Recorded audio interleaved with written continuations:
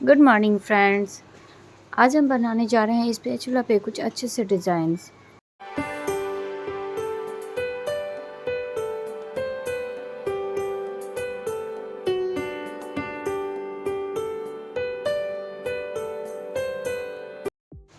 इसमें हमने सबसे पहले एक स्पैचुला लिया है वुडन का और उसमें हम लाइट पिंक कलर करेंगे।